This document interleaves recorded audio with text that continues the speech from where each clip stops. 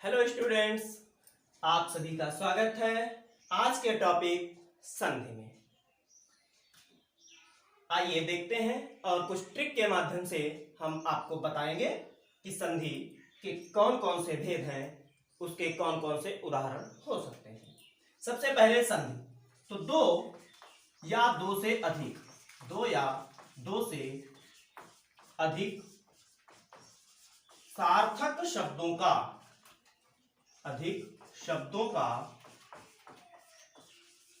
सार्थक मेल या जोड़। संधि माने ही होता है जोड़, माने जब दो या दो से अधिक शब्द आपस में मिलकर एक निश्चित अर्थ प्रकट करेंगे तो हम उसे संधि कहते हैं। जैसे हमने उदाहरण लिखा सूर्य प्लस उदय, एक शब्द दूसरा शब्द, जब हम इसका संधि करेंगे ये हो जाएगा सूर्योदय, ये हो जाएगा सूर्योदय। अब हम बात करते हैं संधि के कौन कौन से प्रकार हैं। तो संधि के तीन भेद हैं। संधि के भेद, तीन भेद। पहला स्वर संधि, दूसरा व्यंजन संधि और तीसरा विसर्ग संधि। माने जिसमें दो स्वर वर्ण आपस में मिलेंगे। जैसे उदाहरण है विद्या प्लस आलय। विद्या आ स्वर है और प्रारंभ में इसके भी आ है, दो स्वर वर्ण आपस में मिल रहे हैं तो स्वर संधि। ठीक। व्यंजन संधि, जहां पर दो व्यंजन वर्ण आपस में मिलेंगे, जैसे लिखा है सत प्लस चरित्र। सत ये ता व्यंजन है, चा व्यंजन है, आपस में जब मिलेंगे तो नया शब्द बनाते हैं सच्चरित्र। और जहां पर विसर्ग का किसी स्वर या व्यंजन से मेल होगा तो वहां पर विसर्ग संधि होगी। जैसे उदाहरण लिखा है पूर्णः प्लस चंद्रः, पूर्णः और चंद्रः। पूर्णः यहां पर विसर्ग है अंत में और विसर्ग का व्यंजन से मेल हो रहा है, इसका जब हम संधि करेंगे तो हो जाएगा पूर्णश्चंद्रः। इस प्रकार से दो या दो से अधिक शब्दों का सार्थक मेल संधि होता है। संधि के तीन भेद हैं, स्वर, व्यंजन और विसर्ग। अब आप लोग स्वर संधि के भेद पढ़ेंगे जो आपके कोर्स में चलते हैं। आपको पाठ्यक्रम के अनुसार केवल स्वर संधि और स्वर संधि के कौन कौन से भेद हैं वो हम आपको बताने जा रहे हैं। हम देखते हैं स्वर संधि के भेद। अभी हमने आपको बताया जहां पर दो स्वर वर्ण आपस में मिलते हैं उसे स्वर संधि कहते हैं। अब स्वर है कौन कौन से संस्कृत वर्णमाला में, तो हम ट्रिक के माध्यम से यहां पर आपको संधियां समझाने का प्रयास करेंगे, जिससे आपको बहुत आसानी हो जाएगी संधियों को पहचानने में और उनका विच्छेद करने में। हम सभी स्वरों को आप पहले लिख लीजिए। सभी स्वर कितने हो गए आपके सामने, यहां पर 12 स्वर लिखे हुए हैं। ठीक। इनको आप तीन पार्ट्स में डिवाइड कीजिए। ए पार्ट में आ, बी पार्ट में आप डिवाइड कीजिए ई उ री, और सी पार्ट में ए ओ औ। आप प्रत्येक पार्ट याद रखिए। ए मतलब आ, बी मतलब ई उ री, सी मतलब ए ओ औ। चार अक्षरों को आप एक अक्षर मानिए। ठीक। अब कैसे हम इनको संधि के अंतर्गत सही से प्रयोग करेंगे अभी आपको हम बताते हैं, परंतु उससे पहले आपको हम स्वर संधि के कौन कौन से 5 भेद हैं जो आपके पाठ्यक्रम में शामिल हैं उनको एक बार देख लेते हैं। उनके सूत्र सभी स्टूडेंट्स नोट कर लें। पहला है दीर्घ संधि। दीर्घ संधि का सूत्र है अकः सवर्णे दीर्घः। किस प्रकार से सूत्रों का और ट्रिक्स का हम प्रयोग करके आसानी से संधियां सीख सकेंगे, अभी हम प्रत्येक संधि को अलग अलग बताएंगे। दूसरा है गुण संधि जिसका सूत्र है आद्गुणः। तीसरा है यण संधि जिसका सूत्र होता है इको यणच। चौथा है वृद्धि संधि, वृद्धि संधि का सूत्र है वृद्धिरेच। और पांचवा है अयादि संधि जिसका सूत्र होता है एचो यवा यावा। अब हम एक एक करके प्रत्येक संधि को अलग अलग समझने का प्रयास करते हैं। पहला है दीर्घ संधि। दीर्घ संधि का सूत्र है अकः सवर्णे दीर्घ। इसकी परिभाषा क्या होगी? परिभाषा होती है आ ई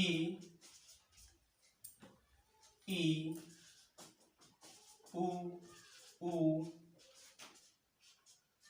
री ये अक प्रत्याहार के अंतर्गत आने वाले वर्ण हैं। पहले पद के प्रारंभ अंत में इनमें से कोई भी स्वर हो और दूसरे पद के प्रारंभ में भी समान वर्ण हो, माने जो पहले पद के लास्ट में होगा वही दूसरे पद के प्रारंभ में भी हो, तो आपस में मिलकर वो दीर्घ स्वर हो जाएंगे। जैसे हमने आ लास्ट में किसी भी शब्द के आ है और उसके प्रारंभ में आ या आ कुछ भी हो, चाहे छोटा या बड़ा कुछ भी हो सकता है, तो दीर्घ ही होगा, माने मिलकर के आ ही होगा। इसको हम ट्रिक से कैसे अच्छे से समझ लेंगे? हम अच्छे से ट्रिक से समझ सकते हैं। ए के अंतर्गत आ आते हैं, ठीक। बी के अंतर्गत ई उ री आते हैं, ठीक। तो ए या बी के वर्ण जब समान वर्ण आपस में मिलेंगे तो उनका दीर्घ वर्ण हो जाएगा। जैसे उदाहरण देखिए, भानु प्लस उदय, भानु, उ आया, बी में आता है उ, ठीक। इधर प्रारंभ में कौन सा वर्ण है? उ, तो दोनों मिलकर के बड़ा उ हो जाएंगे, माने दीर्घ हो गए। तो ये भानु, भानु का क्या हो गया? बड़ा उ हो गया ना, भानु।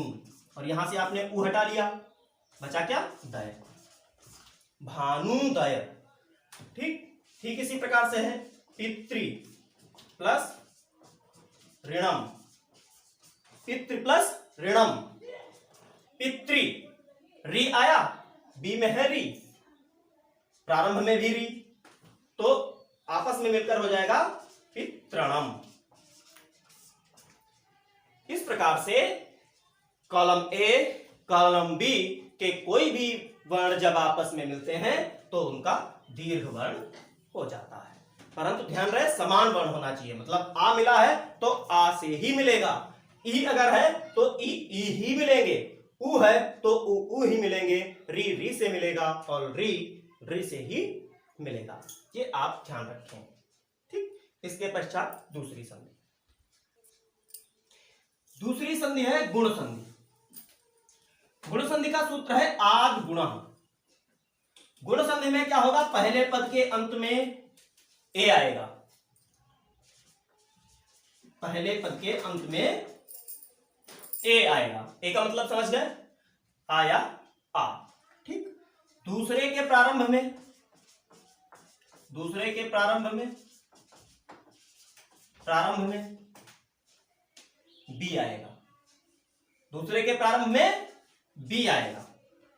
अब आपको इतने अक्षर ध्यान रखने की आवश्यकता नहीं। गुण संधि में पहले के अंत में ए, दूसरे के प्रारंभ में बी, और जब ये दोनों आपस में मिलेंगे तब क्या होगा? देखिए, पहले के अंत में आ या आ आया, ठीक। दूसरे के प्रारंभ में ई उ री, ये वर्ण आएंगे। तो जब आ या आ ई से मिलेगा तो ए बना देगा, ठीक। इन दोनों से जब मिलेगा तो ए बना देगा। आ या आ जब उ और उ से मिलेगा तो ओ बना देगा। आ या आ जब री से मिलेगा तो अर बना देगा। आ और आ जब री से मिलेगा तो अल बना देगा। कैसे? देखिए, उदाहरण लिखा हमने गण प्लस ईश। गण अंत में आ आया प्लस शुरुआत में ई, आ और ई मिलकर के हमने क्या बताया, आ और ई मिलकर ए बताया, तो ए आ जाएगा गणे। बचा क्या, शो। आप ध्यान रखें एग्जाम में आपको यह नहीं लिखा होगा, एग्जाम में आपके सामने यह शब्द लिखा होगा, आपको विच्छेद करना होगा। अब ध्यान में आना चाहिए गणेश, ए आ रहा है तो ए आ रहा है, ए कैसे बनता है, तो ए बनता है आ और ई मिलने से। तो आप शब्द इसको अलग अलग कर लेंगे कि हमको दूसरे पद के प्रारंभ में ई रखना है, माने ईश शब्द होगा, तो बचा क्या, गण। यह ध्यान रखेंगे, ये कंफ्यूजन न रहे कि आपके सामने ये लिखा होगा और आपको पेपर में ये लिखना आ जाएगा, ऐसा नहीं है। ये लिखा होगा, आपको यह निकालना होगा। ठीक। दूसरा आता है उगा। ठीक, जैसे हमने लिखा महा प्लस उदग, महा प्लस उदग, महा आ है, इधर उ है। अब आ उ मिलकर के क्या हो जाएगा, आप हमें बताइए, ओ हो जाएगा। तो आ और उ मिलकर के क्या हो गए, ओ। तो यहां तक आ गया, मह हो गया। ठीक। अब आ और उ मिलकर के क्या बनाएंगे, ओ। तो बीच में स्वर तो लिखते नहीं, इसकी मात्रा लिखते हैं। महो हो गया, बचा क्या आपके पास, दल। ठीक। इस प्रकार से आपने गुण संधि के उदाहरण देखे हैं। अब आपको हम एक और उदाहरण जैसे बता देते हैं, री से संबंधित भी। जैसे उदाहरण लिखा है महा, महा प्लस ऋषि, महा प्लस ऋषि, महा आ आया और इधर री है, दोनों अर हो जाएंगे। अब यहां तक देखिए, मह आप ऐसे उतार लीजिए, मह आ यहां से हटाया, री यहां से, बचा क्या आपके पास, सी बचा। आप इसको लिख लीजिए। हमको जोड़ना क्या, अर जोड़ना है, महर्षि हो गया। ठीक। ऐसे ही है तब, तब प्लस ऋकारा, तब आ और री मिलकर के अल हो जाते हैं, हो जाएगा तबल कारा। गुण संधि के आपके सामने ये उदाहरण लिखे हुए, फिर से ध्यान दीजिए। जब ए पहले पद के अंत में होगा, बी दूसरे पद के प्रारंभ में होगा, तो आपस में मिलकर ए ओ अर तथा अल बनाते हैं। यह गुण संधि की परिभाषा और उदाहरण है। आगे आइए देखते हैं तीसरी संधि। तीसरी संधि यण संधि। यण संधि का सूत्र इको यणच। इक का मतलब है जो बी वर्ण लिखे हैं, ये वर्ण, बी के बाद कोई असमान स्वर, कोई असमान स्वर, असमान स्वर। असमान स्वर का मतलब हो गया ई के बाद ई नहीं आना चाहिए, उ आए, री आए, री आए, आ आए, आ आए, ए आए, ओ, कोई भी आए तो वहां पर यण संधि होगी। जैसे हम उदाहरण बता रहे हैं आपको, दोनों मिलकर के हो क्या जाएंगे, तो या, वा, रा और ला, ये बन जाएंगे। यानी बी के बाद, बी में कौन कौन से स्वर हो गए, ई, उ, री, री। ठीक, ये चार स्वर हैं। अब दीर्घ भी हो सकता है, ई, उ, ये दीर्घ है, ये हमने लिखे नहीं है, दीर्घ भी हो सकते हैं। ई या ई के बाद कोई भी असमान स्वर आ जाए, माने ई को छोड़ करके कोई भी स्वर आ जाए, तो वह आपस में मिलकर के या हो जाएंगे। जैसे हमने उदाहरण लिखा नी प्लस ऊन, नी ई है और यहां पर उ है। हमने क्या बताया, ई के बाद असमान स्वर मिलने पर या हो जाएगा, तो उ है तो क्या हो जाएगा, यू हो जाएगा, बन जाएगा न्यून। ठीक, ध्यान आया। फिर बाद ऊ के बाद अगर कोई भी असमान स्वर आता है तो वो बन जाएगा वा। जैसे उदाहरण देखिए, इसका उदाहरण है मधु प्लस अरि। अरि मधु, ऊ है, इधर आ है, हमने बताया वा हो जाएगा। मां लिखिए, धा से ऊ निकाल देंगे तो आधा था बचा, पूरा व्यंजन जिसको हम बोलते हैं। ऊ और आ मिलकर के वा हो गए, बचा क्या आपके पास री।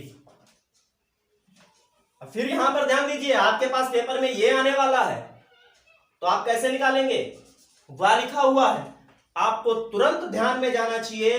वा लिखा है तो वा हमको ऊ और आ मिलकर के बना था, तो ऊ निश्चित है तो ऊ मधु हो जाएगा। ठीक, फिर है इसके बाद री। री के बाद कोई भी असमान स्वर आ जाए तो क्या हो जाएगा? जैसे उदाहरण है पितृ। पितृ प्लस आदेश, पितृ प्लस आदेश, री और आ मिलकर के रा हो जाते हैं, आपका हो जाएगा पित्रादेश। पित्रादेश। इधर री प्लस असमान स्वर कोई भी आ जाए तो ला हो जाएगा। री प्लस असमान स्वर ला, उदाहरण आ गया जैसे री प्लस आकृति। री प्लस आकृति, री, री आ से मिलेगा तो ला हो जाएगा, ला लिख लीजिए, बचा क्या आपके पास कृति। ठीक, तो बी के कोई भी जब स्वर वर्ण, बी के कोई भी वर्ण किसी असमान स्वर से जब मिलते हैं तो वह या वा रा ला बनाते हैं। या ई का या, ऊ का वा, री का रा और री का ला हो जाता है। परिभाषा में कैसे लिख सकते हैं? ई ऊ रिल री जब किसी असमान स्वर से मिलते हैं तो ई का या, ऊ का वा, री का रा और री का ला हो जाता है। जैसे नी प्लस ऊन न्यून, ये आपका पहले का उदाहरण हो गया। ऊ असमान स्वर से मिला मध्वरी हो गया, री असमान स्वर से मिला, री असमान स्वर से मिला, ये आपके सामने यण संधि के उदाहरण हो गए। अगर कोई दिक्कत आती है तो आप निश्चित रूप से हमें व्हाट्सएप पर मैसेज कीजिए, नंबर आप लोगों के पास होगा 8042 70049। साथ ही साथ अपने फ्रेंड्स को शेयर भी करें और चैनल को सब्सक्राइब भी करें, जिससे कि अधिक से अधिक बच्चों तक आसानी के साथ संधि का टॉपिक पहुंच सके। आइए देखते हैं नेक्स्ट संधि। चौथी संधि है अयादि संधि, जिसका सूत्र लिखा है एचो यवा यावा। एचो यवा यावा अर्थात एच प्रत्याहार यानी सी वर्ण, ए ऐ ओ औ, ए ऐ ओ औ। आप बस इतना ध्यान रखिए, सी वर्ण के बाद, ये पहले पद के लास्ट में आएगा, पहले के अंत में, और दूसरे के प्रारंभ में। प्रारंभ में क्या आ जाए? कोई स्वर, कोई स्वर, कोई स्वर आ जाए तो क्या हो जाएगा? अब यहां से देखिए, सूत्र से पहले नंबर पर अय लिखा है, फिर अव लिखा है, अब आय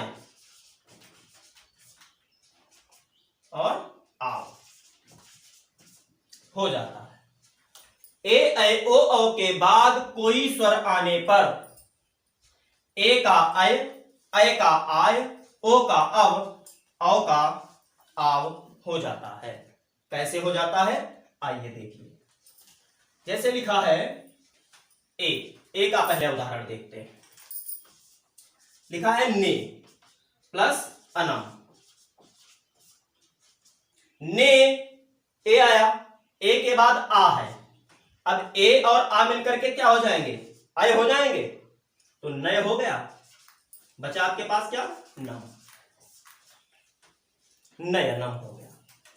अय है, अय का उदाहरण देखिए, दूसरा उदाहरण देखिए, जैसे लिखा है गए, गए प्लस अकह। अब अय के साथ कोई स्वर आता है तो क्या बन जाता है? आय बन जाता है। अय यहां पर है, यहां पर कोई दूसरा स्वर है तो गए अर्थात अय, आय हो जाता है तो गाय हो गया, बचा क्या आपके पास? का, गाय का। अब कब बनता है? जब ओ बनता है। ओ के बाद कोई भी स्वर आता है तो अब बनता है। जैसे है भो प्लस अनम, भो और आ, ओ और आ मिलकर के अब होते हैं तो भव हो गया, बचा क्या? नम, भवनम। अ के बाद कोई स्वर आए तो आव हो जाता है, तो अ कोई स्वर, अ जैसे पौ, और दूसरा शब्द है अकह, तो अ के बाद आ आया तो अ आ आव होते हैं, पौ और आ क्या हो जाएंगे? पाव, बचा क्या आपके पास? का। तो ध्यान दीजिए, सी के बाद कोई स्वर आने पर उनका अय आय अब आव हो जाता है। ये उदाहरण अयादि संधि के हैं।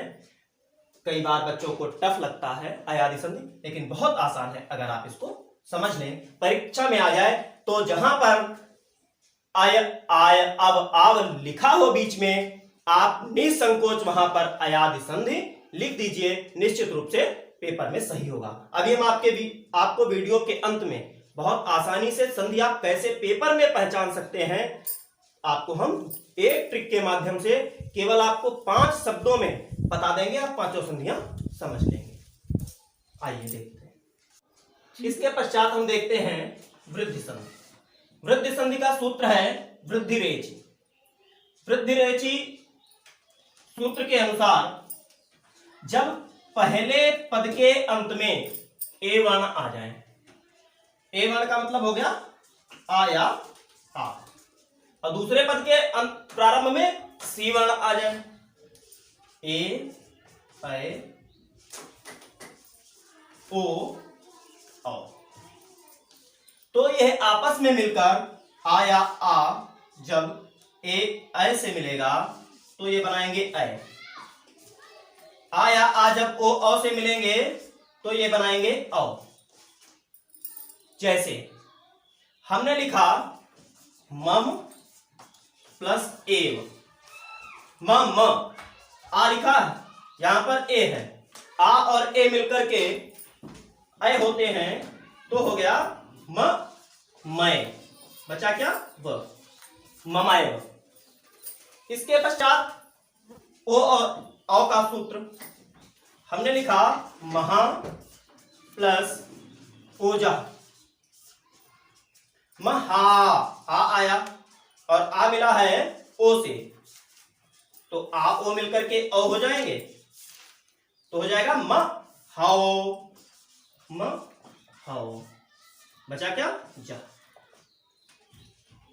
इस प्रकार से आप सभी स्टूडेंट्स ने देखा कि आ या आ के बाद ए ऐ ओ औ आने पर,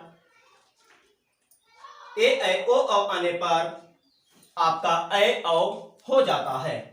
मम प्लस एव ममएव और महा प्लस ओजा महोजा। इस प्रकार से सभी स्वर संधियां आपकी पूर्ण हुई। हमने कहा था कि आपको हम वीडियो के अंत में एक ऐसा सूत्र बताएंगे जिससे आपको सभी संधियां पहचानने में एग्जाम के टाइम कोई दिक्कत ना हो, तो आपको हम बताते हैं। एग्जाम के टाइम जब कोई भी संधि आए और आपको दिक्कत हो रही हो उसको पहचानने में, ठीक, तो हम आपको बता रहे हैं। दीर्घ संधि,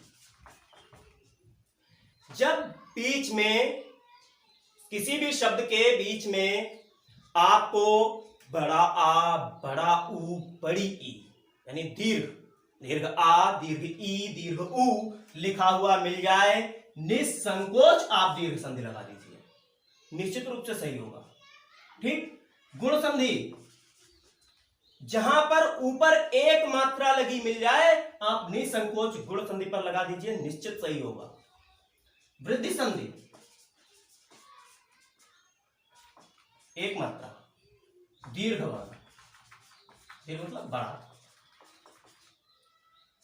जहां पर ऊपर दो मात्राएं लगी मिल जाएं, आपको संधि समझ में नहीं आ रही, आप निसंकोच लगा दीजिए वृद्धि संधि, निश्चित है आपका उत्तर सही होगा। बचा यण संधि।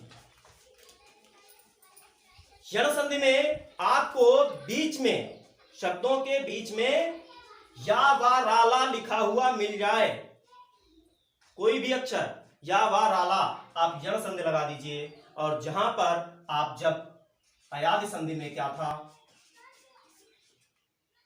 जब अय आय अव आव लिखे हुए मिले तो वहां पर आप अयादि संधि लिख दीजिए।